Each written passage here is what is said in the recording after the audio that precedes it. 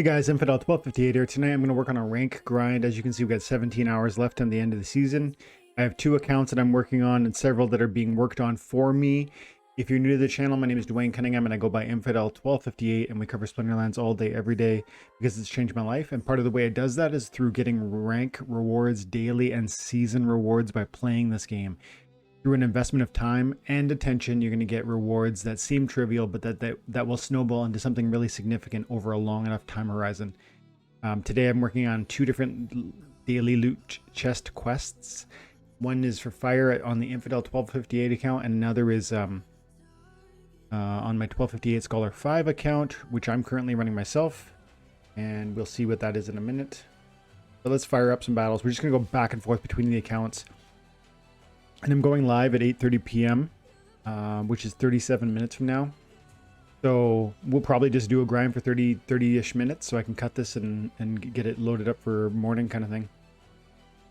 Because I need to... Tomorrow is April 15th. That's Good Friday. That's the first day of... It's a very significant day to people who are Christian.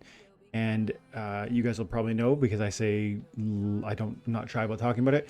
I'm a follower of Jesus. That's how I describe my faith, because Christian means a lot of things to a lot of people, but Jesus is God and I follow Jesus. And so tomorrow is a really big day because that's the day he is said to have died.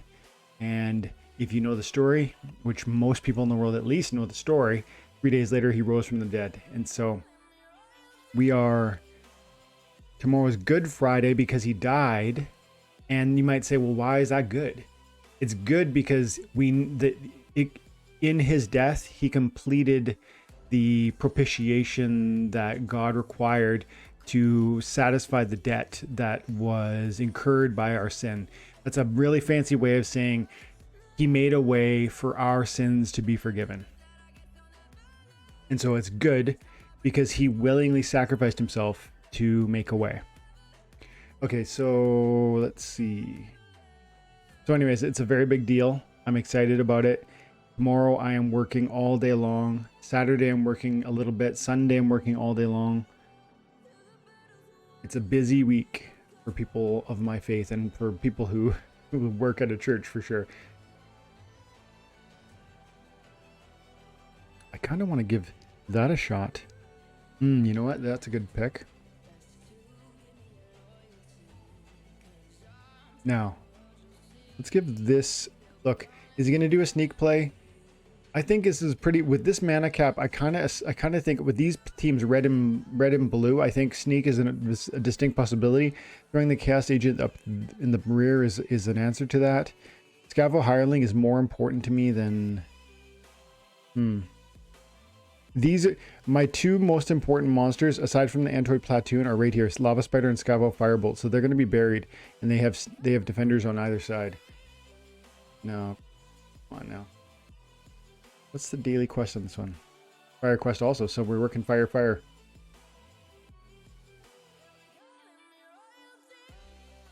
Okay, so on this deck, it should be relatively easy to get what I need. To get my daily with this squad, because first of all I have Grum, second of all I have a good amount of fire actually on this team, and it's also not a very, like, it's toward the end of the season, so I've got a lot of runway. A lot of the people that are still playing have already got to where they've climbed to a level where they're out of my way. So all the best players are probably out of my way. With 17 hours left in the season, the best players are no longer still fighting in bronze. If they had the deck, they're in silver, they're in gold, and so it should be a cakewalk to climb myself out. Hopefully we go on a nice long win streak, potentially on both accounts, but we'll see. Okay, so he didn't do sneak. This is going to end up being a waste, and this is a situation where that could cost me because I've wasted an off tank. This is an off tank. Yeah, it's only got 4 hit points, but he's got good speed, he's got phase, he's got backfire. He could be a significant distraction in the second or the third position, depending on what I do with the Antoid platoon. I could still see us winning because this here, Lava Spider is going to drop attacks on Medusa, and then if we can get a poison off in the first or the second turn, I would like that a lot. Here's the problem: he's got stun, and the magic is going to kill the platoon really quickly. So if we don't get our poison off right away, he's probably by himself going to delete my platoon in 2 rounds. So, and he's going to get armor. So I needed poison on the first round. That's good. See, it's too little too late, isn't it? Yeah. He's going to die, but so am I. See, if I had the Chaos Agent up there,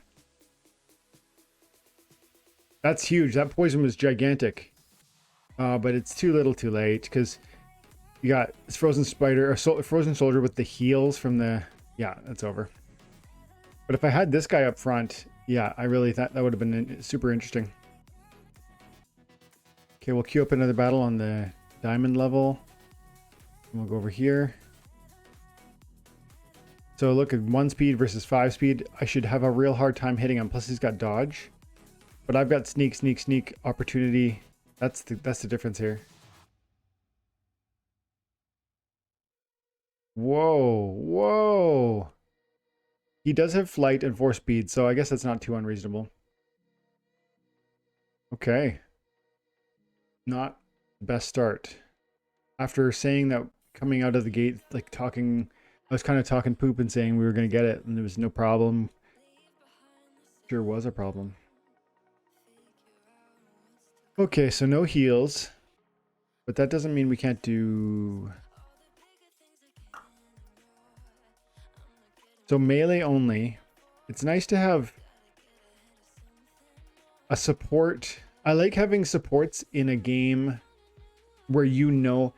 So sometimes you know what your enemy is going to play because the rules of combat allow you to know. I know that we have to play melee. And there are sometimes support monsters that are going to be really helpful in that context. I say support, but really it's a tank. Disintegrator is a tank, but I've been thinking lately, sometimes a tank is actually a support. And this is an example of that. Chaos Knight is another example of that. And there are many examples of that. If you think about it, they often cost 3, 4, 5, 6 mana. And they are a melee and they are technically a tank, but they're just not that good of one. And yet they bring something like a Demoralize or maybe an Inspire. And in that way, they can be really supportive from your back lines.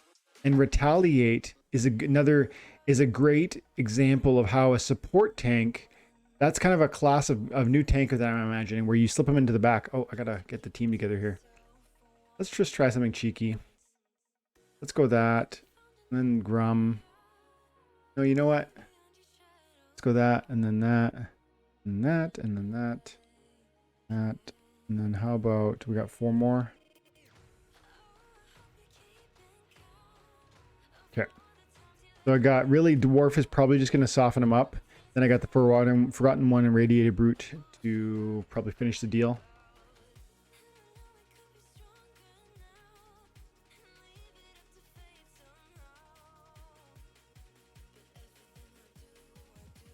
The armor is going to help.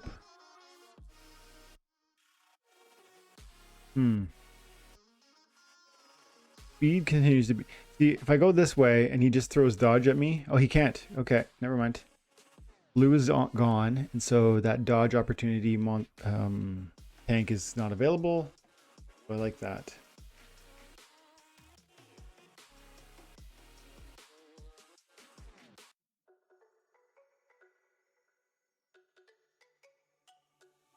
I don't know about this. This feels... No, you know what? We gotta go.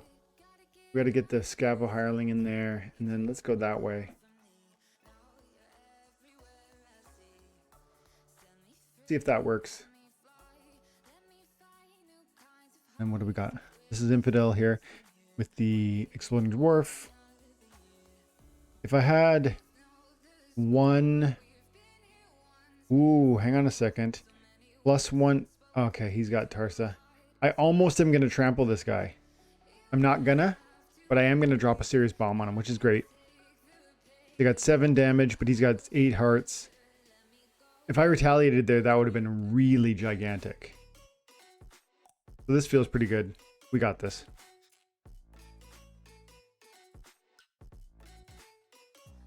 Yeah, this is over.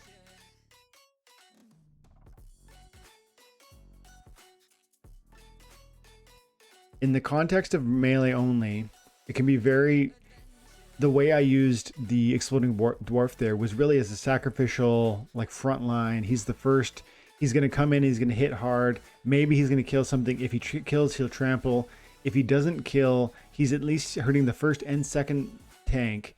And in that position, my opponent attacked me with a melee. I knew it had to be a melee, right? That was going to kill me, and therefore, unless it was a Thorns. And there was a good probability a melee would kill me, and that would therefore potentially trigger a retaliate. It didn't, but that would have been gigantic if I had hit the Zenith Monk for 7, and then the Phineas Rage killed my dwarf, and my dwarf retaliated Phineas, which is possible, even though you're dead. And then I think I would have killed the Phineas. I definitely would have blast damaged the monk to death, and the Tusk the Wide would have been damaged also. That would have been, I mean, I won as it was, but you know what I mean? Like, look what he did. He had a main tank, he had a secondary tank, he had another main tank. What's this guy really doing? He's just there in case. But my main tank, or my first tank, was there to do serious damage and get out of the way, so my actual main tank and second tank could slip into the first position. That was more synergistic if you see what I was doing. Now you can't always do that, but the mana allowed it, the rule set allowed it. Okay, he's not too fast. They are going to kill my repair, but that's okay. I think we're going to be okay. He doesn't have a heal. I'm glad I got 1 repair off. That was pretty cool.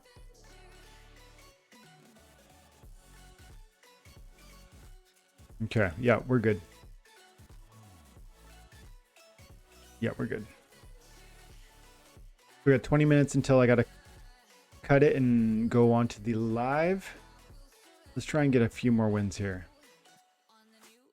Okay, he likes his blue. He's got every blue summoner under the sun. And he likes his Ruler of the Seas. He likes magic. He likes sneak. So he's going magic or sneak. In this context, I expect him to use Valnamore.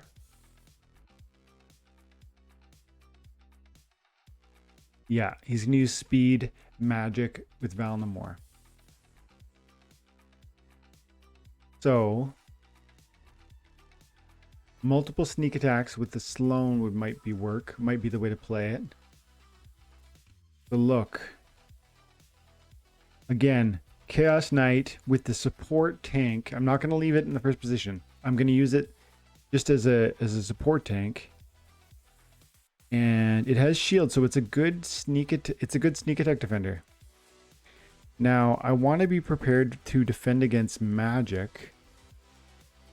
So I'm actually going to go, like, these are strange tanks. Considering I have 58 mana, these are strange tanks to be picking. But given that I expect a magic attack, that's why. They both have magic reflect.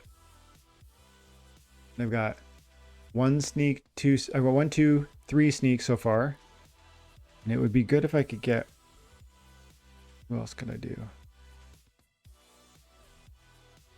Now, this would be really helpful. The Amplify, yeah, because I'm expecting magic. So let's look for, I think that might be the only Amplify I got. Okay, so I got 2. The Affliction might be best.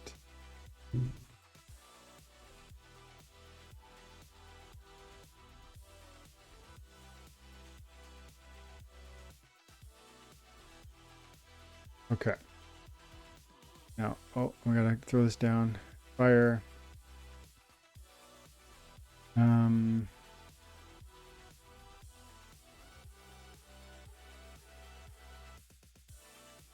Now, this is not a very good squad. If he does any sort of repair, if his speed is a problem, I don't like sending Grum in alone with literally no physical secondary backup attack. This thing's gonna gut me. He's gonna gut my team, and he's got shield, which is probably game over for me. I don't see how we win that one. If he does the magic that I think, yep, he is doing magic. Yeah, so we're gonna between amplify damage and the magic reflect, I think he nukes himself. Now, it would have been better if I put the Chaos Knight in the 3rd position because he's not doing a sneak. But I was only 90% sure he was going to do magic, so I wanted to be prepared. This might cost me the game though. I think we're going to be fine, but if I lose, it's because I put the knight back there. And the affliction could be huge too. He's got the heal, so I really hope we land that affliction. Oh yeah, that's annoying. First of all, 2 things: the holy shield on the ruler of the seas and the armor. Oh dang, yeah, that was actually a snowball, because this rule set combo with the armor from the Crustacean King was deadly. And that's a wrap. It wasn't even, frankly, that didn't come down to the fact that my Chaos Knight was poorly positioned. That was not relevant. Okay, we can do, let's do 2 more battles. 1 from each team after this one. No, unless we, oh, if we missed that shot, we would have been done, but now we've got it. Oh, right down to the wire. Holding it out. Okay. Let's go like this. Do.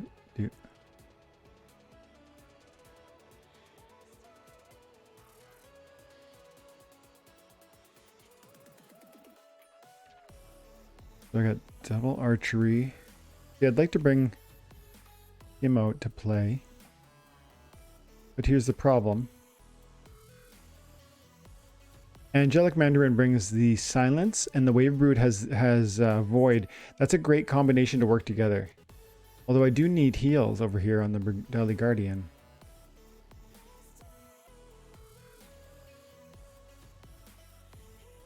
Yeah. I think we might need to say goodbye to the Merdali. And this is almost certainly going to die right away, but I'll put him there. So we're really just hoping the Wave Brood distracts so that my tank can stay alive. So that because I brought no heals at all.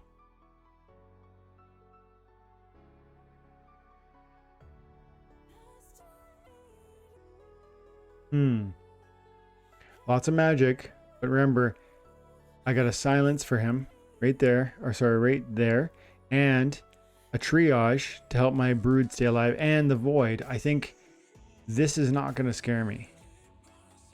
He doesn't have any recharge. He doesn't have any. Yeah, I think we're going to be good. Now, the thorns and the shield might be. No, I think we got this. We got this. Here. Get the forgotten one out there this time. Let's mix it up.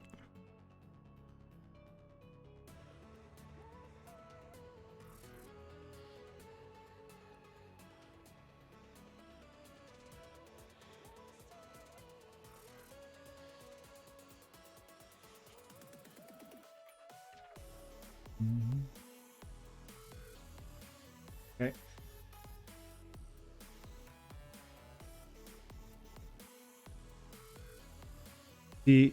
Between the triage and the silence and the void, it's like we're good. We're good on this. But with the total lack of healer repair, and with the first position monster attacking my dude, that's where things get a bit hairy.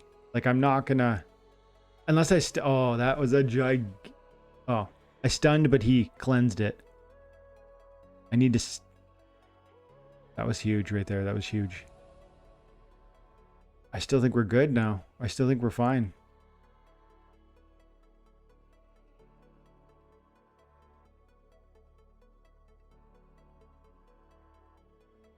And I even have close range on this wave brute, so we're fine. Oops, I'm gonna skip this one. Okay, let's do one more on Infidel and one more on 1258 Scholar 5. This is a very common layout. This must be a bot play. I see the deep lurker buried behind the hardy stonefish and the cruel cephalopod all the time at bronze. This exact play. Must be a bot. That's too bad. I think I am gonna lose because first of all, the opportunity is enough to get me, and they are just gutting me. I didn't think I was going to when I first looked at it, but now I can't even imagine how I could possibly escape it. Boom, dead. So it's actually been a lot more difficult than I thought it would. Oh, nice surrender. Yeah, it's been a lot more difficult. I thought we were going to just have a cakewalk right into the end of the season here, but I guess not.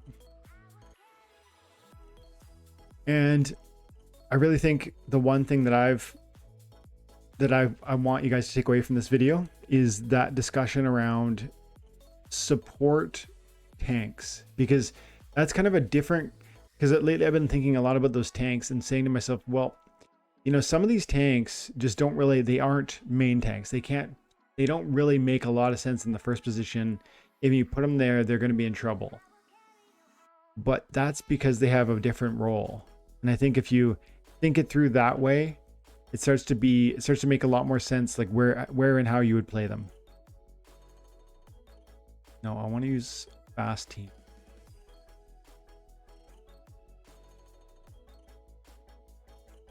Could work. This could work. Not too fast, but it's not too expensive either.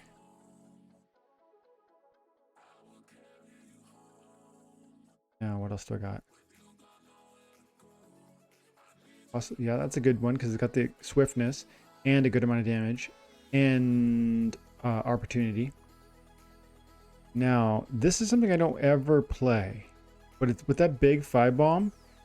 I like that. This might literally be the first time I've ever played this card. Nope. Oh, I'm gonna change. Supply run is too important with the swiftness. We have to punch first here. That's the key. We gotta hit hard and fast. That's gonna be a win. I feel real strong about that team. It's high game again. Same name. One of his other bots. I bet he plays the exact same thing, which means I want him to do magic. Magic. Magic. Magic.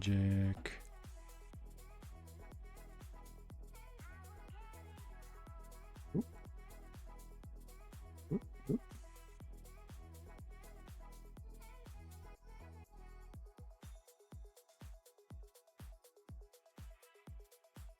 I like the acid shooter at bronze because 4 hit points for 2 mana, and look at 4 hit points on the failed summoner with 2 mana. So at least this gets, even though it's unimpressive, it gets 1 archery, which is not nothing. And then it's like another tank. So I don't care if the acid shooter dies. It's just, hopefully he gets to shoot once or twice, and then it's another tank. High game. This guy must have hundreds of bots because the other one was high game 4-7 something or other.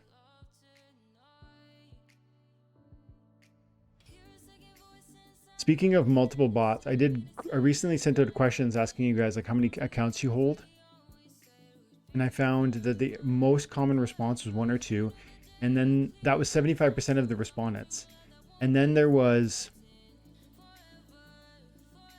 there was something like 600 respondents, and 75% you said 1 or 2. And then I asked a separate question: how many have 1 and how many have 2? Because I want to see that 75%. How does that divide? And it was almost 50-50. So, you know, out of 600 respondents, I bet something like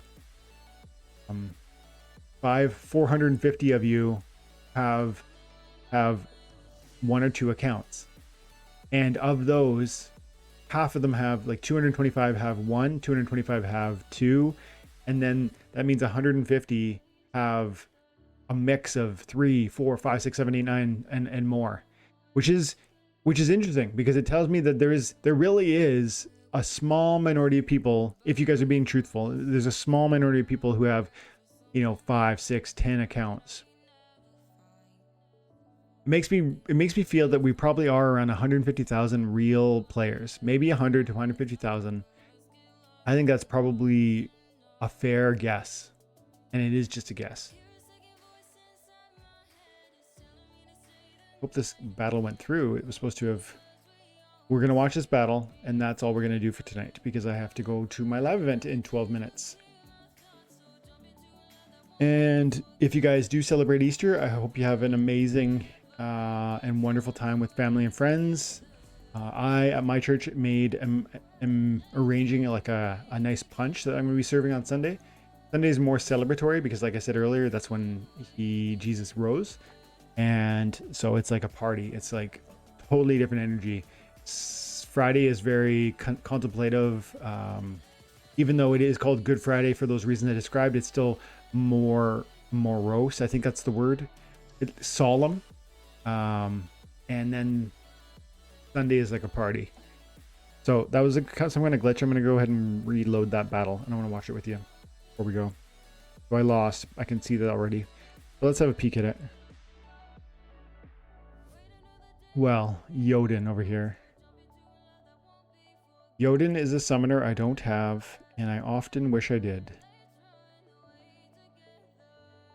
No, look, speed. I have all kinds of speed. How do I not win this? And he's got a flyer back here with the Spark Pixies. Oh, man. It must be that he lands all his shots, and I manage to miss some. Well, no, it's Blast. Blast is enough. Blast is enough.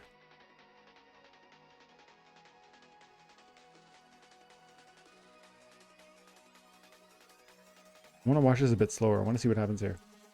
He's got 4 armor on everybody. That's the problem for me. I have no armor, and he has 4. See, that miss is so annoying. I have 8 speed. Yes, he has dodge. Yes, he has flight. But that...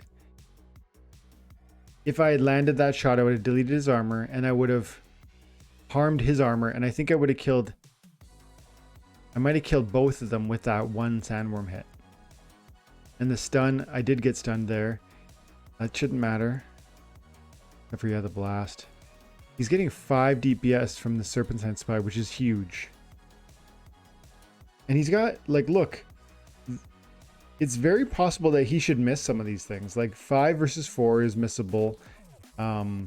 This guy shouldn't hit anything right here. He's going to land something, watch. And he shouldn't. He's got 2 speed. He 100% should miss when he fires in a second. Oh, I guess he has 3 speed now. But still, that should have missed. I have 7 speed, dude. I have 7 speed. And he should miss? Of course he landed. I have 6 speed and he has 1. Wow. And it's totally over now. Too late. Too little too late. I missed first round with a silent Shabby, and he hit 2 shots that really he shouldn't have. And he brought extra armor. So all that was it. Nice match. Okay, guys, that's it for tonight. Thanks so much for your time and attention. I hope you have an amazing day. Happy Easter, guys. God bless.